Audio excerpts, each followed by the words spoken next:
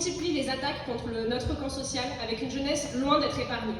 La dégradation des conditions d'études avec la réforme du bac, la sélection à l'université, des offensives réactionnaires autour des tenues des lycéens et des lycéennes allant du crop top jusqu'à l'abaya. Malgré la répression et les tentatives de mise au pas, la jeunesse continue d'être à l'avant-garde dans une série de luttes. Que ce soit à travers le monde, en occupant les facs pour dénoncer le génocide et la colonisation du peuple palestinien, en sortant dans la rue depuis de nombreuses années pour la planète, contre le patriarcat, ou encore le racisme et les violences policières dans les quartiers. Des manifestations monstres qui démontrent la capacité et la volonté de mobilisation de la jeunesse. Ils veulent faire de nous une génération toujours plus exploitée et opprimée, mais nous sommes une génération de révoltés. Et ça ne plaît pas au gouvernement. Macron, présenté comme le barrage à l'extrême droite lors des présidentielles, est sans surprise main dans la main avec l'extrême droite pour expliquer qu'aujourd'hui, ce qui manque à la jeunesse, ce n'est pas des moyens pour apprendre quand l'école tombe en ruine, des moyens pour se loger et se nourrir décemment quand la précarité étudiante explose. Non, ce qui leur manque finalement, ce serait la discipline républicaine. Cette volonté de discipliner la jeunesse, elle sert surtout à réprimer toute forme de contestation où bien souvent, nous sommes à l'avant-garde. Le gouvernement Macron-Attal multiplie les menaces et les mesures contre la jeunesse des quartiers populaires et celles et ceux qui contestent sa politique réactionnaire. Alors même que le gouvernement réduit les moyens dans l'éducation nationale, nourrit la misère et mène une véritable guerre sociale, il n'a pas mieux à faire qu'instrumentaliser le harcèlement scolaire ou les cas de violence pour mener à bien sa politique. Encore récemment, lors d'une conférence de presse dans le cadre de l'ouverture d'une grande consultation pour mater la jeunesse, Attal a énoncé plusieurs pistes. Pour les collégiens déjà, l'imposition des 8h, 18h, pour empêcher toute liberté, toute sortie et tout loisir, pour confiner les jeunes du lever au coucher à un espace dans lequel ils sont surveillés et contrôlés. On voit la mise en place d'un label élément perturbateur, marquant au fer rouge dans le dossier Parcoursup que tu n'as pas ta place ici, et que le mieux pour toi, c'est d'aller bosser. Tous les moyens sont bons pour produire une main-d'œuvre toujours plus jeune et malléable.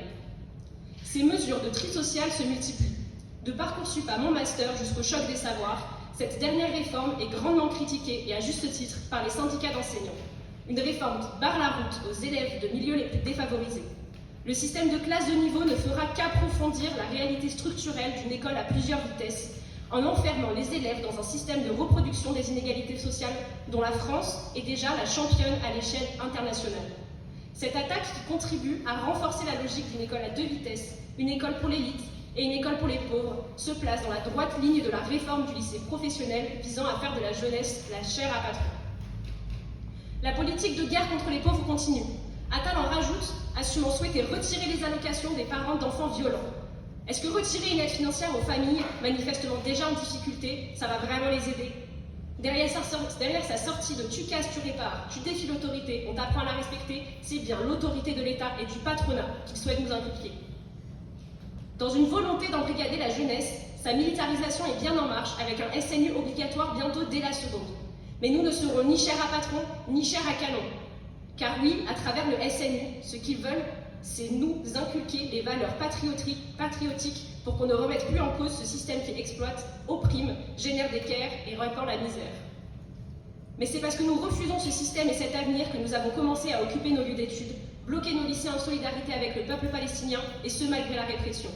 Et oui, si l'État français réagit aussi violemment à coups de matraque et de condamnation judiciaire, c'est que cette solidarité remet en cause son propre impérialisme, car condamner la colonisation d'Israël revient à désavouer un allié de taille dans la région. Pour disqualifier cette solidarité, il nous explique que se solidariser du peuple palestinien, c'est être antisémite. Mais derrière leur banderole contre l'antisémitisme, on y voit le RN, les sous-fifres d'un Macron qui a rendu hommage à Pétain et qui a évoqué les théories de Maurras, qui n'est rien d'autre que le fondateur de l'Action française et théoricien antisémite. Oui, il faut être intransigeant avec l'antisémitisme, mais ce combat ne se fera pas avec ceux qui le nourrissent et l'instrumentalisent quand ils y voient leurs intérêts. La lutte pour l'émancipation de tous et toutes ne se mène pas avec ceux qui défendent ce système d'oppression et d'exploitation. Ceux qui aujourd'hui continuent d'opprimer les peuples et qui répriment ceux qui luttent contre l'oppression coloniale, comme en Palestine et en Kanaki. Car en ce moment, la France n'envoie pas ses militaires en Kanaki pour pacifier le territoire, mais bien pour réprimer les mouvements de résistance du peuple kanak face à la colonisation de son territoire. Ce sont des manifestations massives et des émeutes de jeunes, essentiellement kanaks, qui ont éclaté à Nouméa contre le projet de dégel du corps électoral.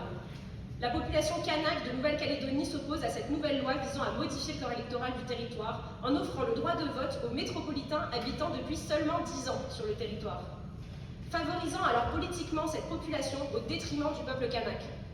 Cela renforce la politique coloniale de l'État français dans cet archipel colonisé depuis 1853. Considéré aujourd'hui comme un territoire d'outre-mer, cet archipel est traité comme un territoire de seconde zone par l'État français où il manque de tout. Pour les pauvres, et en premier lieu les classes populaires kanak. Le chômage avoisine 25% dans la population kanak, contre 7% chez les non-kanak. Beaucoup de jeunes kanak quittent précocement le système scolaire sans trouver d'emploi à la sortie et subissent des discriminations au quotidien. La jeunesse kanak se révolte contre cette nouvelle loi coloniale, mais plus profondément contre 170 ans de colonisation et de racisme, et contre l'aggravation des conditions de vie et de travail pour les classes populaires de l'archipel.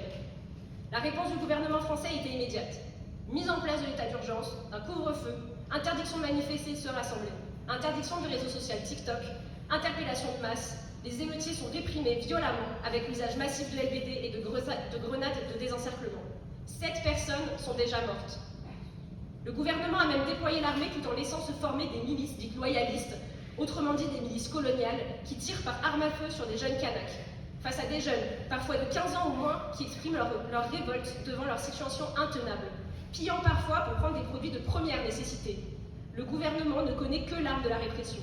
Comme durant les émeutes ayant eu lieu après le meurtre de Naël, les appels au dialogue lancés en parallèle par le gouvernement semblent bien creux au vu de l'ampleur de la répression. Cette situation ne peut que faire écho à la Palestine. Encore une fois, les États colonialistes et impérialistes oppriment des peuples pendant des décennies pour tirer toujours plus de profit de l'exploitation de leur territoire et pour maintenir leur contrôle politique et militaire sur l'ensemble du monde. Si le gouvernement français soutient le gouvernement israélien dans ses politiques de nettoyage ethnique, c'est aussi parce qu'il a des pratiques similaires pour ses propres intérêts dans le reste du monde. Pour la France et son armée, la Kanaky est un territoire stratégique dans la région de l'Indo-Pacifique. L'île comprend de nombreuses mines de nickel, métal qui se retrouve dans les batteries électriques et dont la bourgeoisie française entreprend activement l'exploitation depuis des décennies. Pour assurer sa mainmise sur l'archipel, le gouvernement français développe depuis 170 ans une politique coloniale du peuplement en Kanaky, dont cette modification du corps électoral est bien le dernier avatar. Contrairement à nombre de responsables politiques français, à gauche comme à droite, qui appellent au calme, nous sommes solidaires de cette jeunesse qui se révolte. Le peuple kanak, comme le peuple palestinien, se bat légitimement pour son droit à l'autodétermination. Au-delà de la lutte contre cette nouvelle loi coloniale, c'est toute une société impérialiste qui relègue les Kanaks au bas de l'échelle sociale et qui les discrimine qu'il faudra renverser. Pour nous, il n'y a rien à garder dans ce monde qui nous impose, un monde fait de misère et de guerre pour le profit d'une minorité. Un monde qu'ils sont en train de détruire à force de trop exploiter ses ressources pour faire des profits. Et face à ça, encore une fois, la jeunesse est mise en action. Car en matière d'urgence climatique, la classe bourgeoise fait le choix d'être aveugle face aux signes catastrophiques qui s'enchaînent. Cette classe n'est pas perturbée par les feux de forêt massifs et réguliers, les inondations destructrices, la soif et la faim des populations en danger suite à l'assèchement des terres. Essayer de raisonner les bourgeois, c'est complètement futile. Leur détermination sans fin à l'accumulation de capitaux remportera systématiquement. Suite aux dernières décennies vécues, il est évident que la classe dominante n'a d'autre réponse face à la catastrophe que d'essayer d'en extraire un maximum de capital et de profit, et ce, le plus rapidement possible. Ils ne peuvent rien faire d'autre que d'essayer d'en finir le plus rapidement. Pourtant, ceux touchés le plus durement par la crise climatique, c'est bien notre corps social. Ceux qui n'ont pas les moyens de se nourrir, de se protéger, de se soigner, alors que cette classe bourgeoise s'accapare toutes les ressources. Alors que les catastrophes climatiques touchent l'ensemble de la planète et l'ensemble des populations, c'est bien les plus pauvres, les plus exploités, relégués sur les territoires les plus à risque, qui sont les premières victimes. Cette classe surexploite la planète pour ses propres profits, et nous pour répondre aux besoins élémentaires de la population. Certaines entreprises se targuent de produire de l'énergie verte et de contribuer à une économie plus durable, mais sont les pires exploiteurs des populations et de la planète. C'est le cas de Total Energy, qui se vante d'installer d'un côté des panneaux solaires et des éoliennes, mais de l'autre construit un des plus grands pipelines du monde dans l'Ouganda et dans la Tanzanie, expropriant les paysans pauvres de leurs terres. Ce pipeline devrait générer des émissions de CO2 équivalentes à 25 fois les émissions actuelles de la Tanzanie et de l'Ouganda. Mais pour sérieusement combattre le réchauffement climatique, c'est les actionnaires et les dirigeants de Total qu'on devrait commencer par exproprier.